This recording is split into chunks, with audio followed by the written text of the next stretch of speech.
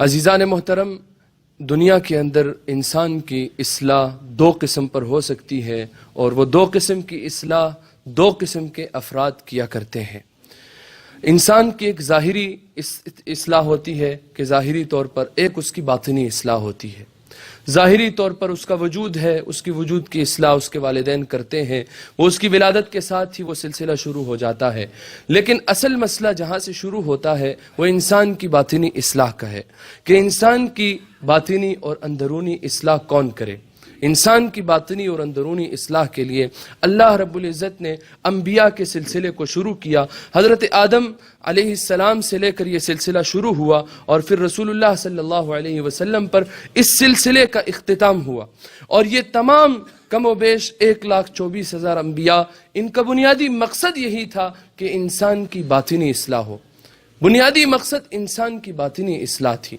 اور پھر رسول اللہ صلی اللہ علیہ وسلم جب تشریف لے کر آئے تو رسول اللہ صلی اللہ علیہ وسلم نے 23 سالہ زمانے کے اندر، 23 سالہ دور کے اندر رسول اللہ صلی اللہ علیہ وسلم نے 1,24,000 نفوس تیار کیے اور دنیا کے سامنے پیش کیے کہ ایسی تربیت ہوتی ہے، ایسے لوگوں کی اصلاح ہوتی ہے۔ اور وہ 23 سال کا عرصہ انسان ساری زندگی لگا دیتا ہے، انسان ساری زندگی استاد بن کر اپنے شاگردوں کو پڑھا دیتا ہے، لیکن ایسا کبھی نہیں ہو سکتا کہ وہ اتنی بڑی تعداد کے اندر لوگوں کی ایسی اصلاح کرے کہ جس کے بعد گمراہی ممکن ہی نہ ہو۔ وہ رسول اللہ صلی اللہ علیہ وسلم کر کے گئے، اور رسول اللہ صلی اللہ علیہ وسلم کے بعد لازمی بات ہے کہ یہ سلسلہ قیامت تک چلتا رہنا تھا۔ قیامت تک کے لیے رسول اللہ صلی اللہ علیہ وسلم نے ان لوگوں کو منتخب کر دیا کہ جو لوگوں کی اصلاح کریں گے، اور فرمایا العلماء ورثۃ الانبیاء۔ اور آج آپ کے سامنے یہ علماء کی مجلس، یہ علماء کا گلدستہ آپ کے سامنے موجود ہے، ہمارے علاقے کے علماء ہیں۔ بنیادی مقصد ان کا یہی ہے کہ یہاں کے لوگوں کی باطنی اصلاح ہو جائے، اور اس کے لیے رسول اللہ صلی اللہ علیہ وسلم نے فرمایا العلماء ورثۃ الانبیاء، کہ علماء جو ہے وہ انبیاء کے وارث ہیں۔ یعنی جو کام مورث کا ہے، یعنی جو کام دنیا سے جانے والا ہوتا ہے اس نے کرنا ہوتا ہے، بعد میں اس کا وہی کام اس کے وارثین پورا کرتے ہیں۔ میرے والد صاحب دنیا سے جا رہے تھے، ان کی وصیت تھی کہ یہ کام کریں، ان کی وصیت تھی، ان کی خواہش تھی کہ ایسا ہونا چاہیے، ان کی خواہش تھی کہ مسجد میں یہ چیز ہونی چاہیے، ان کی خواہش تھی کہ فلاں جگہ پہ ایسا کام ہونا چاہیے۔ وارث اس کو پورا کرتا ہے، وارث اس کو پورا کرتا ہے۔ آج ہمارے پاس بھی علماء کا گلدستہ ہے، موجود ہے ہمارے علاقے میں۔ ان کا مقصد بھی یہی ہے کہ میرے اور آپ کی، اور اس علاقے کے اندر، اس محلے کے اندر، اس شہر کے اندر، اس صوبے کے اندر، اس ملک کے اندر، اور اس پورے عالم کے اندر جتنے انسان موجود ہیں، ان کی اصلاح ہو جائے۔ اور یہ مجالس، یہ تقاریب انہی کے لیے ہوتی ہیں کہ یہ حضرات ہماری اصلاح کر سکیں۔ آج اسی سلسلے میں ہمارے ساتھ موجود ہیں حضرت مولانا کفیل خان صاحب دامت برکاتہم العالیہ، جامعہ اشرفیہ کے ایک استاذ ہیں، اور ایک عرصے سے ہمارے علاقے کے اندر خدمات پیش کر رہے ہیں۔ کہیں پر درس قرآن ہے، کہیں پر جمعات کے اندر، کہیں پر کس طریقے سے ہماری اصلاح کر رہے ہیں۔ آج ہماری دعوت پر موجود ہیں، میں ان کا مشکور ہوں کہ یہ ہمارے اس جگہ پر تشریف لائے۔ اللہ رب العزت نے جزائے خیر عطا فرمائے۔ اور میں ان کی آمد سے پہلے آپ حضرات کو تھوڑا سا جگانا چاہتا ہوں۔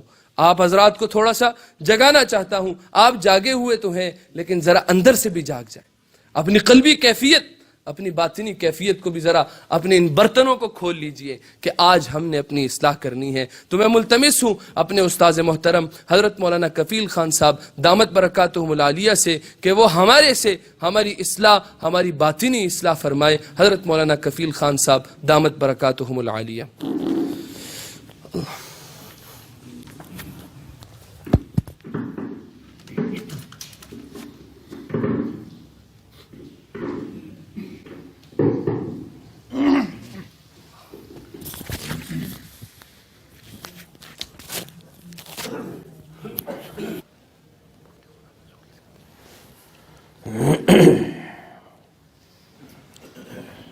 السلام علیکم ورحمۃ اللہ وبرکاتہ۔ الحمد للہ نحمده ونستعینه ونستغفره ونؤمن به ونتوکل علیہ، اما بعد فاعوذ باللہ من الشیطان الرجیم، بسم اللہ الرحمن الرحیم۔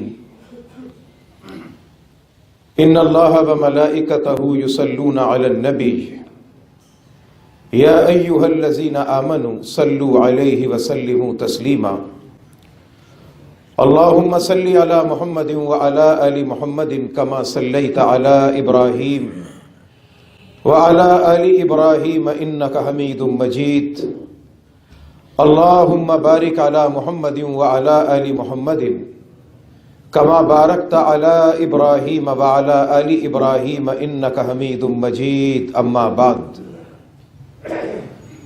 فاعوذ باللہ من الشیطان الرجیم بسم اللہ الرحمن الرحیم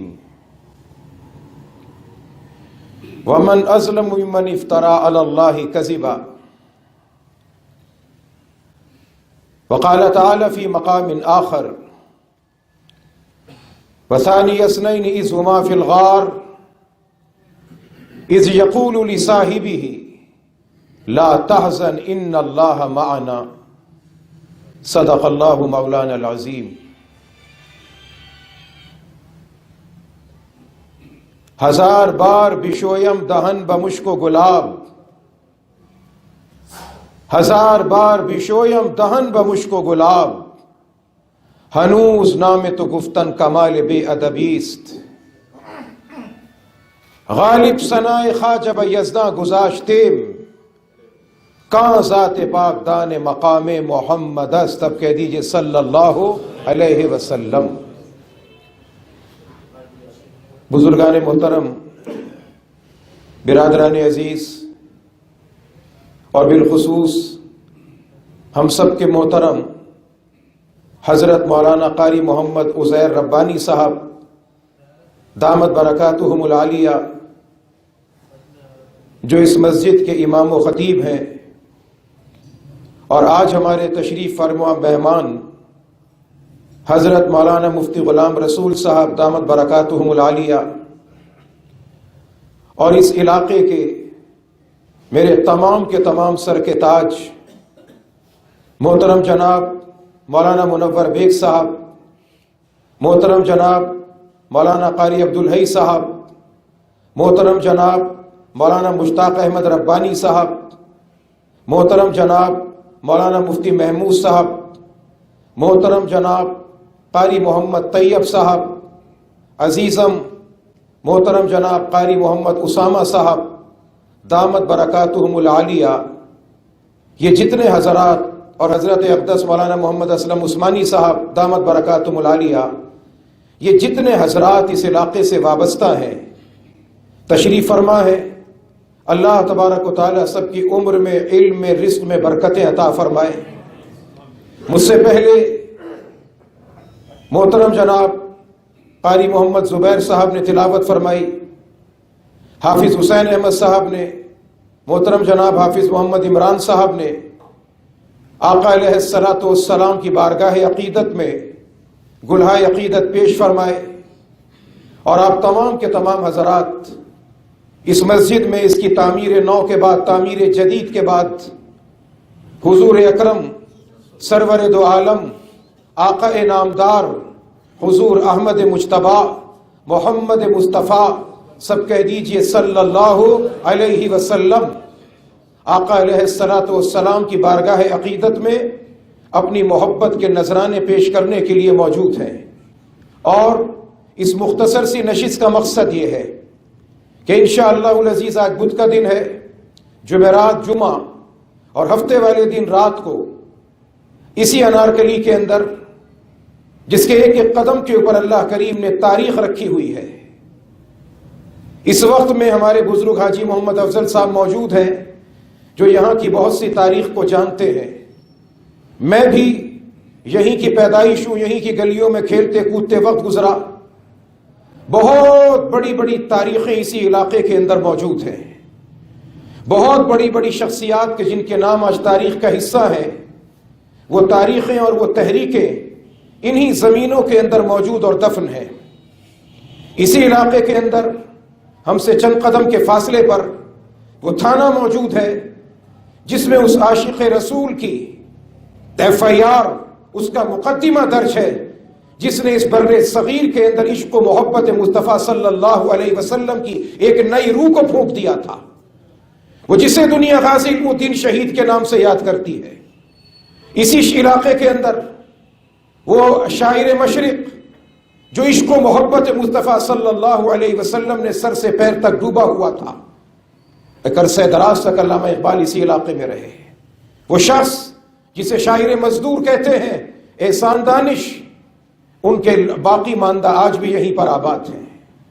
بڑے بڑے علماء کرام، آج بھی آپ اگر نماز کے حوالے سے کتاب اٹھائیں تو کتاب کا نام ہے اماد الدین، اماد الدین کتاب کا نام ہے۔ اس کتاب کے لکھنے والے ابو القاسم رفیق دلاوری اسی علاقے میں رہنے والے تھے، یہی کتاب مکمل کی۔ امام المحدثین حضرت اقدس مولانا محمد ادریس صاحب کاندلوی رحمۃ اللہ تعالی علیہ کہ شاید ہی کوئی اس پاکستان کا کوئی شخص ایسا جو دیوبندی مکتب فکر سے تعلق رکھتا ہو اور وہ حدیث کے علم سے وابستہ ہو، بالواسطہ یا بلا واسطہ ان کا شاگرد نہ ہو، 14 سے 15 سال تک اسی علاقے میں رہائش پذیر رہے۔ شورِ آفاق کتاب جس کا نام ہے سیرت مصطفیٰ صلی اللہ علیہ وسلم، اس کی تکمیل بھی یہیں پر فرمائی ہے۔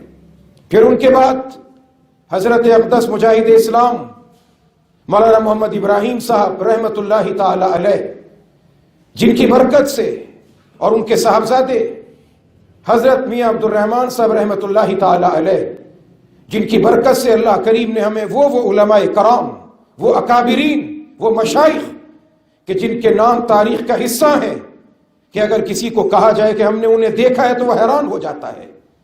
حضرت لاہوری رحمۃ اللہ تعالی علیہ کے جانشین حضرت مولانا عبید اللہ انور صاحب رحمۃ اللہ تعالی علیہ، حافظ الحدیث حضرت مولانا عبداللہ صاحب درخواستی رحمۃ اللہ تعالی علیہ، خواجہ خواجگان حضرت خواجہ خان محمد صاحب رحمۃ اللہ تعالی علیہ، حضرت مولانا عبدالشکور دین پوری صاحب رحمۃ اللہ تعالی علیہ، علامہ خالد محمود صاحب رحمۃ اللہ تعالی علیہ، خطیب اسلام مولانا محمد اجمل خان صاحب رحمۃ اللہ تعالی علیہ، حضرت مولانا سید حامد میاں صاحب رحمۃ اللہ تعالی علیہ۔ میں کس کس کا نام پیش کروں آپ کے سامنے، کس کس کا ذکر کروں میں آپ کے سامنے؟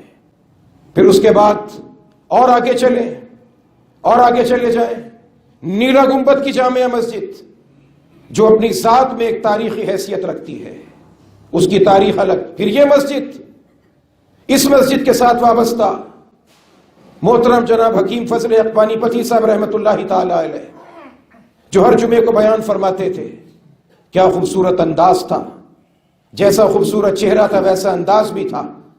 ابھی بچہ ذکر کر رہا تھا باطنی اور ظاہری تربیت کا، باطنی اور ظاہری ہر قسم کی تربیت فرماتے تھے۔ یہ تو آپ کی کسی برکت سے بات یاد آ گئی۔ قدم قدم پہ پروردگار عالم نے تاریخ کے انمول دریچے چھپا رکھے ہیں۔ اسی طرح سے 2 دن کے بعد مکی مسجد جو اپنی ذات میں ایک بڑی عظیم تاریخ رکھتی ہے، حضرت مولانا قاری نذیر احمد صاحب رحمۃ اللہ تعالی علیہ، جن کی پوری زندگی قرآن و حدیث کی خدمت میں گزر گئی، اور آج بھی بے شمار حفاظ اس ملک کے اندر، ملک سے باہر ایسے ہیں جو قاری صاحب کے شاگرد ہیں۔ ان کے بعد قاری محمد زبیر صاحب رحمۃ اللہ تعالی علیہ، ان کے صاحبزادے۔ اور یہ بات بھی یاد رکھی کہ قاری محمد نذیر صاحب رحمۃ اللہ تعالی علیہ حجاج کے بھی خدمت گزار تھے، قرآن کے بھی خدمت گزار تھے، اور تبلیغی جماعت کے بہت بڑے بزرگ کہ آج کے دور کے بڑے بڑے بزرگ ان کے شاگرد حضرت اقدس مفتی زین العابدین صاحب رحمۃ اللہ تعالی علیہ، یہ قاری زبیر صاحب کے سگے خالو تھے۔ اور اسی طرح یہ مکی مسجد بڑے بڑے اکابرین کا مرکز اور مسکن رہی، اور ان حضرات کے دور سے لے کر اب تک اللہ کریم ان عزیزوں کو، ان بچوں کو سلامت رکھے کہ یہ اس مشن کو، اس کام کو لے کر چل رہے ہیں۔ اور 2 دن کے بعد انشاءاللہ العزیز پورے تسکو احتشام کے ساتھ، پوری شان و شوکت کے ساتھ ایک عظیم الشان ختم نبوت کانفرنس کا انعقاد ہو رہا ہے۔ اور اسی سلسلے میں سمجھتا ہوں کہ اس کانفرنس کا، اس جلسے کا، اور آقا علیہ السلام کی ختم نبوت کا یہ صدقہ اور برکت ہے کہ پروردگار نے اس جلسے سے پہلے، اس اجتماع سے پہلے ہم سب لوگوں کو مختلف انداز میں آپس میں جمع ہونے کا موقع عطا فرما دیا۔ پچھلے منگل کو قاری اسلم صاحب کی مسجد میں پروگرام تھا، آج یہاں پر ہے۔ 2-4 دن پہلے دہلی مسلم ہوٹل کی مسجد میں پروگرام ہوا۔ اسی لیے کہ تمام کے تمام ساتھیوں کو اس کی چیز کے لیے متوجہ کر دیا جائے، متحرک کر دیا جائے کہ یہ پروگرام کسی ایک مسجد کا نہیں، کسی ایک مسلک کا نہیں، کسی ایک شخص کا نہیں، یہ پروگرام، یہ مقصد، یہ مشن ہے تمام کے تمام مسلمانوں کا، تمام مسلمانوں کا مقصد ہے۔ اور ابھی ہمارے معزز مہمان آپ کی خدمت میں انشاءاللہ اپنے ملفوظات عالیہ ارشاد فرمائیں گے۔ میں تو ان کی آمد سے قبل کم خواب میں ٹاٹ کا پیبند لگانے کی 2-4 باتیں عرض کرنا چاہتا ہوں۔ پہلی بات تو یہ کہ 2-4 معروضات عرض کرنی ہے، اس سے پہلے ایک تھوڑی سی درخواست ہے آپ سے کہ میرے جن دوستوں کے، جن احباب کے پاس موبائل فون ہے، ذرا دیر کے لیے اس کو سائلنٹ پہ لگا دیجئے۔ اللہ آپ کو بہت جزائے خیر عطا فرمائے۔ انشاءاللہ وائبریشن ہوگی، آپ کو پتہ چل جائے گا، پتہ چل جائے، باہر تشریف لے جائیں۔ یہ مجلس کے آداب ہیں، مسجد کے آداب ہیں، یہ نہیں کہ آپ پیچھے جا کر بات کرنا شروع کر دیں۔ پیچھے آپ بات کریں گے، یہاں پر ساری محفل خراب ہوگی۔ یہ محفل کسی عام شخص کی نہیں، یہ محفل کسی عام انسان کی نہیں، یہ محفل قاری عزیر ربانی کی نہیں، یہ محفل محمد اسامہ صاحب کی نہیں، یہ محفل محمود میاں صاحب کی نہیں، یہ کسی اور کی محفل نہیں، نہ محمد عمر ربانی کی، نہ فاروق ربانی کی، کسی کی نہیں۔ یہ محفل ہے اس کی جس محفل کے لیے پروردگار نے اس کائنات کو وجود عطا فرمایا تھا، اور وہ ذات ہے جناب رسول اکرم سرور دو عالم آقا انعامدار حضور احمد مجتبی محمد مصطفیٰ، سب کہہ دیجئے صلی اللہ علیہ وسلم۔ یہ ان کی محفل ہے، اور ان کی محفل بھی اور دن بھی ہے جمادی الثانی کے۔ وہ اللہ کے حبیب اور ان سے محبت کرنے والا ایک ان کی محبت میں ڈوبا ہوا ہے۔ اللہ تبارک و تعالیٰ نے ہر نبی کو الگ الگ القاب عطا فرمائے۔ مسلم شریف کی روایت کا خلاصہ ہے، ایک دن صحابہ کرام آپس میں بیٹھے ہوئے گفتگو کر رہے ہیں، بات چیت کر رہے ہیں۔ ایک شخص کہتا ہے اسماعیل علیہ السلام کا لقب ہے ذبیح اللہ، جناب داؤد کا لقب ہے خلیفۃ اللہ، جناب ابراہیم کا لقب ہے خلیل اللہ، ہمارے نبی کا کیا لقب ہے؟ یہ بات چیت چل رہی ہے آپس میں۔ آقا علیہ السلام کاشان منور میں اندر تشریف فرما ہے، سرکار دو عالم صلی اللہ علیہ وسلم کے گوش مبارک تک یہ بات پہنچتی ہے۔ میرے عزیزوں اور دوستو، اپنی زندگی میں ادب پیدا کیا کریں۔ جناب رسول اکرم صلی اللہ علیہ وسلم کے حوالے سے جب کبھی بات کرنی ہو، ہم کو ہمارے بڑوں نے، اساتذہ نے سکھایا، وہ چیز جسے دنیا کے اندر عربی میں حمار کہتے ہیں، اردو میں گدھا کہتے ہیں، انگریزی میں ڈونکی کہتے ہیں، مگر جب کبھی آقا علیہ السلام کی ذات کے حوالے سے، جب کبھی سرکار کی سواری کے حوالے سے بات آ جائے، خبردار یہ مت کہنا کہ نبی علیہ السلام اس پہ سوار تھے، اس پہ سوار تھے۔ فرمایا جب کبھی اس کا نام لینا آ جائے کہ سرکار اس پہ سوار تھے، تو یوں کہنا کہ حضور دراز گوش پہ سوار تھے۔ دراز کا معنی لمبا، گوش کا معنی کان، اس کے کان لمبے ہوتے ہیں۔ گدھا مت کہنا، کیونکہ گدھا ہمارے معاشرے میں حقارت کی چیز سمجھی جاتی ہے، اور ہم اشارتاً کنایتاً سرکار دو عالم صلی اللہ علیہ وسلم کی بارگاہ میں کوئی چیز ایسی منسوب نہیں کر سکتے جس میں اشارتاً بھی سرکار کی حقارت کا اور کمی کا پہلو پایا جائے۔ اشارتاً بھی نہیں، کسی طور میں نہیں، کسی انداز میں نہیں۔ جناب رسول اکرم سرور دو عالم امام کائنات سرور سروراں حضور احمد مجتبی حضرت محمد مصطفیٰ، سب کہہ دیجئے صلی اللہ علیہ وسلم۔ صحابہ کرام تشریف فرمائے، بحث ہو رہی ہے، ان کا یہ لقب، ان کا یہ لقب، ان کا یہ لقب۔ یہ بتاؤ کہ ہمارے نبی کا کیا لقب تھا صلی اللہ علیہ وسلم کا؟ سرکار کے گوش مبارک تک یہ بات پہنچتی ہے۔ آقا علیہ السلام نے جب سنا، سماعت فرمایا، آپ اپنے کاشان مبارک سے باہر تشریف لائے، اور صحابہ کرام کہتے کہ اسے نبی علیہ السلام کا بڑا عجیب شاہانہ انداز تھا۔ آقا علیہ السلام، یاد رکھنا میرے دوستو، نبی علیہ السلام صرف کالی کملی والے نہیں تھے۔ نبی مکرم صلی اللہ علیہ وسلم محض یہ جو کچھ بھی اللہ کے ساتھ مانگا تھا نا، اللہ سے مانگ کے لیا تھا کہ اللہ مجھے فقیری عطا فرما دے۔ دعائیں کیا کرتے تھے، اللہم احیینی مسکینا و امیتنی مسکینا، مولا مجھے زندگی دینا تو مساکین والی، مجھے موت دینا تو مساکین والی، اور جب کل قیامت کے دن اٹھوں تو غربا اور مساکین کے مجمع کے بیچ میں مجھ کو اٹھا لیجئے گا۔ اللہ سے مانگ کے فقر و فاقے کو لیا تھا، مانگ کے لیا تھا، وگرنہ نبی علیہ السلام جیسا امیر، رئیس، کبیر، نفیس ترین انسان اس آسمان کی نہ نظر نے دیکھا تھا، نہ زمین کے سینے نے کبھی ایسے قدموں کا بوجھ محسوس کیا تھا۔ سرکار تشریف لائے، صحابہ کرام کہتے بڑے شاہانہ انداز کے ساتھ، وجود مسعود پہ چادر ہے، صحابہ کرام گفتگو کر رہے ہیں، فلاں کا یہ لقب، فلاں کا یہ لقب، فلاں کا یہ لقب۔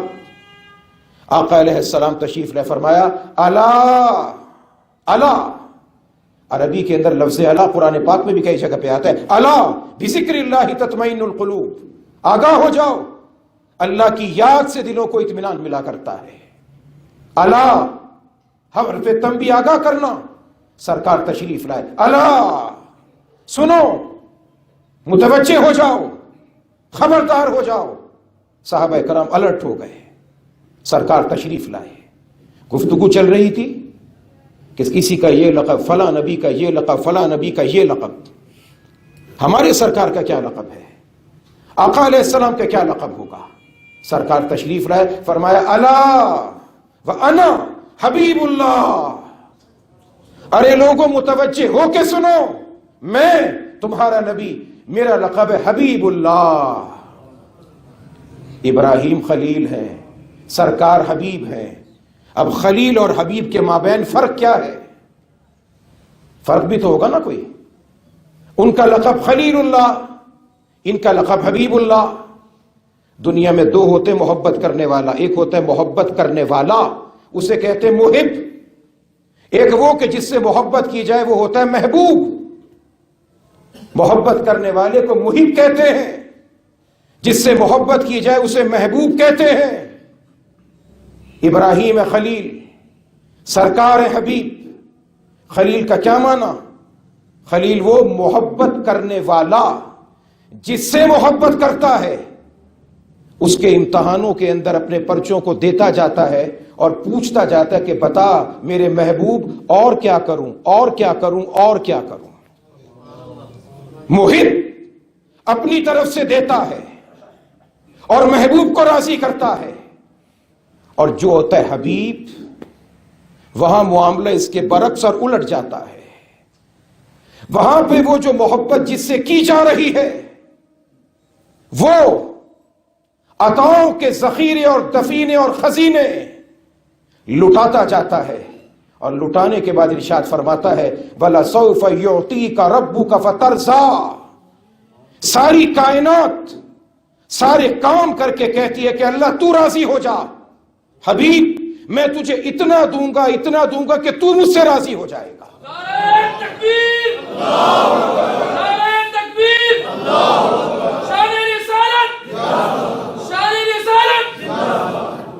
وہ خلیل اللہ، یہ حبیب اللہ، اور سرکار فرماتے میں راضی کب ہوں گا؟ اللہ ارشاد فرماتے وَلَسَوْفَ يُعْطِيكَ رَبُّكَ فَتَرْضَىٰ۔ حبیب اتنا دوں گا کہ تو راضی ہو جا، اتنا عطا کروں گا۔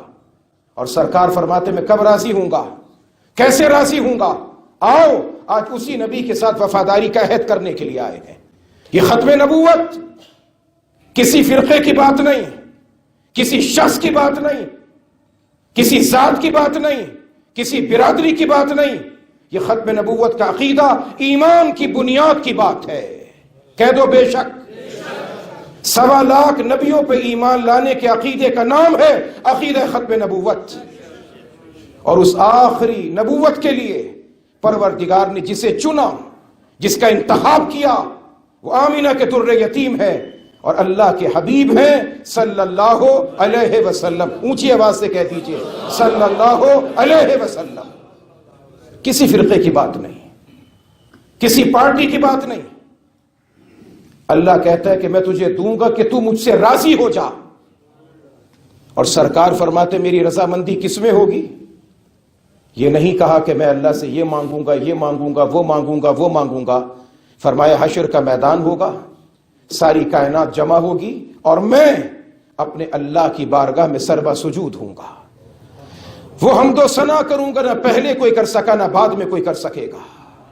لمبا سجدہ ہوگا، اللہ کی بارگاہ سے اعلان ہوگا ارفع راسک، حبیب سر اٹھائیے، سل تعطا، مانگو دیا جائے گا، وشفا تشفا، جس کی سفارش کرو کہ ہم قبول کر کے اس کی سفارش کو منظور فرمائیں گے. مانگو، کیا مانگتے ہو؟ اللہ تو نے کہا تھا کہ اتنا عطا کروں گا کہ راضی ہو جاؤ. اور اللہ میں اس وقت تک راضی نہیں ہوں گا جب تک میرا ایک ایک امتی جنت میں نہ چلا جائے. میری رضا اس میں ہے کہ میرا ایک ایک امتی جنت میں چلا جائے. اور میرے دوستوں، میرے بزرگوں، میرے بھائیوں، چھوٹا سا ایک طالب علم ہوں، چھوٹا سا طالب علم ہوں. بزرگوں کی جوتیاں سیدھی کی، 25 برس ہو گئے جامعہ شریف میں طلباء کی جوتیاں سیدھی کرتے ہوئے. ان جوتیوں کو سیدھا کرنے کے بعد جو سیکھا، جو سمجھا، وہ آپ کی خدمت میں عرض کر رہا ہوں، وہ آپ کے سامنے پیش کر رہا ہوں. بس اتنی سی بات ہے، سرکار کی رضا چاہتے ہو، جنت میں داخلہ چاہتے ہو، عمل میں اگر کمی بھی رہ جائے گی اللہ سرکار کی محبت کی برکت سے پورا کر دے گا. یہ نہ سمجھنا کہ مولوی صاحب کہہ رہے تھے کہ اعمال نہ کرنا، کمی رہ جائے گی، ان کی محبت کے صدقے اللہ پوری کر دے گا.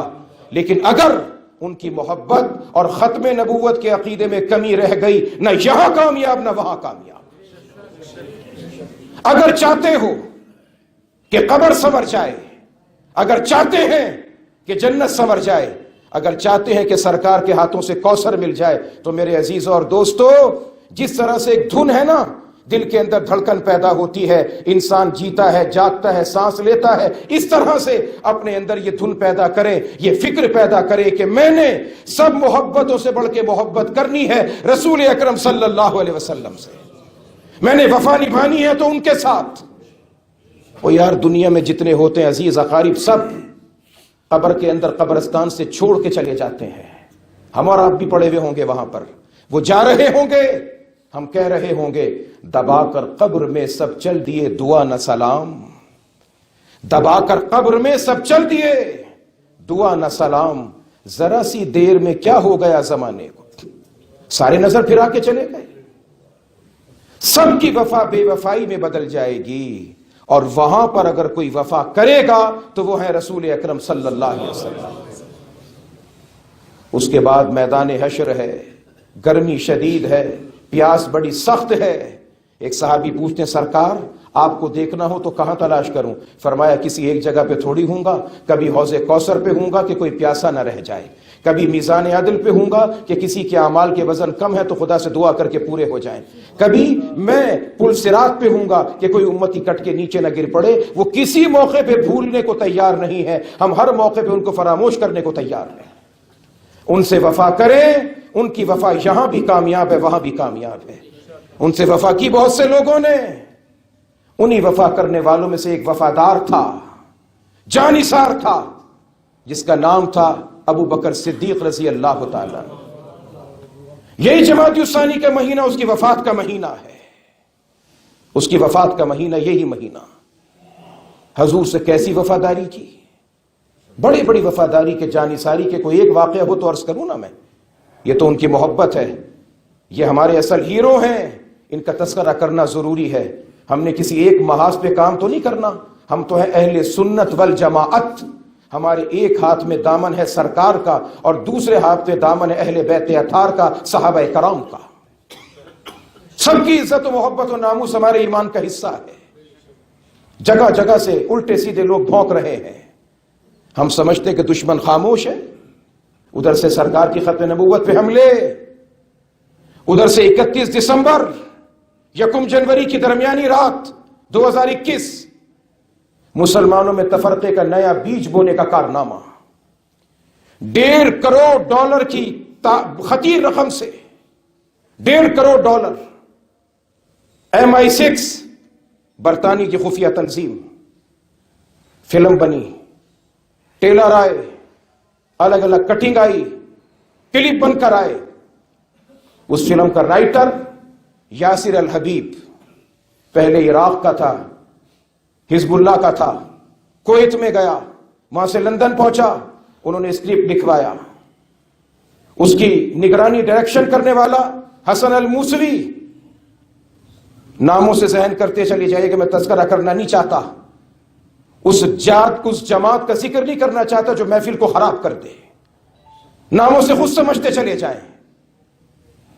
$1.5 کروڑ لندن میں, لندن کے اندر برطانیہ میں فلم تیار ہوتی ہے اور نئے سال کا تحفہ اور گفٹ بنا کر پیش کی جاتی ہے. The lady of heaven, the lady of heaven, خاتون جنت. اور اس میں فلم بنا کر خاتون جنت بنا کر پیش کیا گیا فاطمۃ الزہرا رضی اللہ تعالی عنہا کو. کون ہے دنیا میں ایسی عورت, کون ہے اس ہستی کے اندر ایسی خاتون جس کے ابا ہو محمد مصطفیٰ صلی اللہ علیہ وسلم, اماں ہو خدیجۃ الکبریٰ رضی اللہ تعالی عنہا. ہمارے خیال کے مطابق تو نقشہ بنانا حرام, فلم بنانا حرام ہے, اور پھر اس میں ایسے افراد کو بنا کر پیش کیا گیا جن کے چہرے دہشت زدہ, جن کے افعال وحشت زدہ, اور وہ آ کر اس خاتون کو مارتے ہیں, اس کے گھر کے اندر آگ لگا رہے ہیں اور کہا جاتا ہے یہ ابو بکر ہے, یہ عمر ہے. $1.5 کروڑ کی خطیر رقم کے.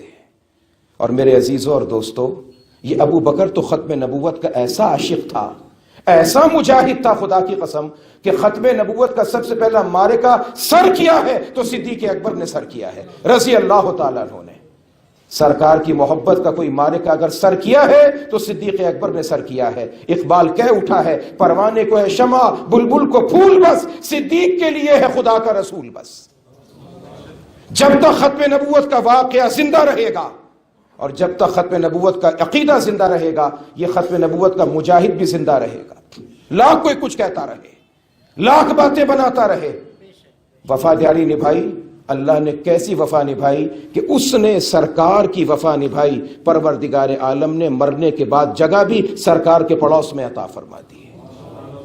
اللہ کے نبی علیہ السلام فرماتے ہیں, ایک دن اٹھے, آپ بیچ میں تھے, ادھر صدیق اکبر ادھر فاروق اعظم, دونوں کے کاندھوں پہ ہاتھ رکھا, فرمایا لوگوں دیکھ رہے ہو نا, ہا کذا نبعث یوم القیامہ, اللہ کریم روز قیامت ہم تینوں کو یوں اکٹھا اٹھائے گا اپنی بارگاہ میں, ایسے ہی اکٹھا اٹھائے گا, یوں ہی ہم سب کا اجتماع کرے گا.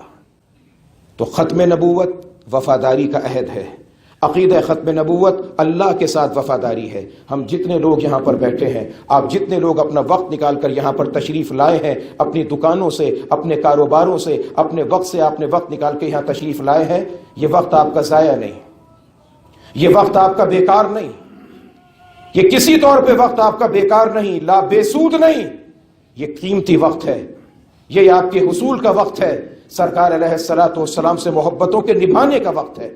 اس لیے میرے عزیزوں اور میرے دوستوں, میرے بزرگوں اور میرے بھائیوں, یہ جو محفل کا انعقاد کیا گیا, آپ کی اس مسجد کی انتظامیہ نے, آپ لوگوں نے اس محفل کا انعقاد کیا, اللہ آپ کو اس کی جزائے خیر عطا فرمائے, اور 2 روز کے بعد اللہ تعالیٰ اسے کامیابی عطا فرمائے. اور اس کے بعد غالباً 20 فروری کو ہماری تاریخی تلوار والی مسجد ہے, یہاں پر بھی پروگرام ختم نبوت کے حوالے سے اللہ اسے بھی کامیابی عطا فرمائے. اب اذان کی آواز آ رہی ہے, اذان سن لیتے خاموشی سے, اس کے بعد اپنی بات مکمل کر لیتے ہیں. اپنی بات کو مکمل کرتے ہیں کہ ختم نبوت کا عقیدہ ایمان کا تقاضا ہے, ایمان کی بقا کا ذریعہ ہے, ایمان کی حرارت کا ذریعہ ہے. اس کا تعلق کسی فرقہ واریت کے ساتھ نہیں ہے. اور میری جہاں کہیں حاضری ہوتی ہے, ایک بات عرض کرتا ہوں, ہم سے بڑھ کر اس دنیا میں قادیانیوں کا کوئی ہمدرد نہیں ہے, ہم سے بڑھ کے ان کا کوئی خیر خواہ نہیں ہے. کیوں؟ ہم ان کو دعوت فکر دیتے ہیں کہ آؤ, اب بھی وقت ہے, مرنے سے پہلے جھوٹے کو چھوڑ دو, سچے کے ساتھ آ جاؤ, اس سچے نبی کے ساتھ لگ جاؤ, تمہارا ایک ایک کام اللہ کریم قبول فرمائے گا. اس جھوٹے کے ساتھ لگے ہو, اس لانتی کے ساتھ لگے ہو, اس خبیث کے ساتھ لگے ہو, اس مکار کے ساتھ لگے ہو, اس فریبی کے ساتھ لگے ہو, اس دھوکے باز کے ساتھ لگے ہو, دنیا بھی برباد ہے, آخرت بھی برباد ہے. حضور کے ساتھ وفا کرو میرے دوستو. اور اس کا تعلق میں پھر آپ سے عرض کر رہا ہوں، نہ کسی سیاست کے ساتھ ہے، نہ کسی فرقہ واریت کے ساتھ ہے۔ بریلوی ہے اپنی جگہ پر رہے، دیوبندی اپنی جگہ پر رہے، اہل حدیث کو اپنی جگہ پر مبارک ہو، مگر سرکار دو عالم صلی اللہ علیہ وسلم کے ساتھ محبت کا، آپ کے ساتھ عشق کا، ختم نبوت کے ساتھ وفاداری کا جو تقاضا ہے، وہ تقاضا یہ ہے کہ ہر انسان اپنے مقام پر رہتے ہوئے اپنی تمام تر توانائیاں، اپنی تمام تر کوششیں صرف کر دے اس کام کے اوپر کہ نبی علیہ السلام اللہ کے آخری نبی ہیں، آپ کے بعد کوئی نبی نہیں ہے۔ اور امام ابو حنیفہ کے اس فتوے پر عمل کرے۔ امام اعظم ابو حنیفہ رحمۃ اللہ علیہ فرماتے ہیں کہ اگر کوئی شخص مجھ سے یہ کہے کہ بتاؤ حضور علیہ السلام کے بعد کوئی نبی ہے، فرماتے نبی ہونا نہ ہونا تو دور کی بات ہے، اگر کوئی شخص ایسے آدمی سے جو سرکار کے بعد کسی کو نبی مانتا ہے، اس نبی ماننے والے سے دلیل مانگتا ہے، ابو حنیفہ کا فتویٰ ہے یہ دلیل مانگنے والا بھی ایمان سے خارج ہو جاتا ہے، اس لیے کہ دلیل مانگنا علامت اس بات کی کہ شک اور شبہ ہے۔ بغیر کسی شک اور شبے کے ہم کو اس بات پر یقین ہے کہ نبی علیہ السلام اللہ کے آخری نبی ہیں، آپ کے بعد کوئی نبی نہیں۔ کسی دلیل کے بغیر، کسی لاجک کے بغیر، کسی منطق کے بغیر ہم مانتے ہیں، تسلیم کرتے ہیں کہ آقا علیہ السلام اللہ کے 100% آخری نبی تھے، ہیں، اور قیامت کی صبح تک آپ کی نبوت کا ڈنکا بجتا رہے گا۔ آپ کے بعد کوئی نبی نہیں آ سکتا۔ آپ کے سر پہ پروردگار عالم نے جو تاج نبوت رکھ دیا ہے وہ کوئی دے کر نہیں جا سکتا۔ علی کا اور نبی کا کتنا گہرا تعلق ہے۔ آقا علیہ السلام فرماتے کہ علی تیری اور میری وہ نسبت ہے جو موسیٰ اور ہارون کی تھی، مگر میرے بعد نبی کسی نے نہیں آنا۔ میرے بعد اگر کوئی نبی ہوتا تو عمر ہوتا، جب یہ نہیں تو کوئی نہیں۔ بات واضح ہو گئی۔ اس لیے میرے عزیز اور دوستو، اس بات کو اپنے ذہن میں رکھنا ہوگا، اپنے عقیدے کے اندر جمانا ہوگا اور بار بار اس بات کو پکانا ہوگا۔ پرسوں جو 2 دن کے بعد پروگرام ہے اس میں بھی بھرپور شرکت فرمانی ہے، کہہ دو انشاءاللہ۔ اس کے بعد اس عنوان پر ہو، جب بھی آپ نے شرکت فرمانی ہے کہہ دیجئے انشاءاللہ۔ اور اس کے بعد اپنے ایمان کا، اپنے عقیدے کا، یہ ہماری شناخت ہے، ہمارے ID کارڈ کی علامت ہے، ہمارے شناختی کارڈ کا یہ نمبر ہے۔ اس نمبر کو بولتے ہوئے شرمایا نہ کرو، اس نمبر کو بولتے ہوئے گھبرایا نہ کرو۔ تاج و تخت ختم نبوت، تاج و تخت ختم نبوت، تاج و تخت ختم نبوت، تاجدار ختم نبوت، تاجدار ختم نبوت، تاجدار ختم نبوت، تاجدار ختم نبوت، تاج و تخت ختم نبوت۔ یہ ایمان کا شناختی کارڈ ہے، یہ آپ کے ID کارڈ کا نمبر ہے، اس نمبر کو بھولنا مت۔ اور کچھ نہ آتا ہو، فرشتے قبر کے اندر کہیں کیا لے کر آئے ہو، بس کہہ دینا تاج و تخت ختم نبوت، ہاتھ پکڑ کے سیدھا جنت پہ لے کر جائے گا۔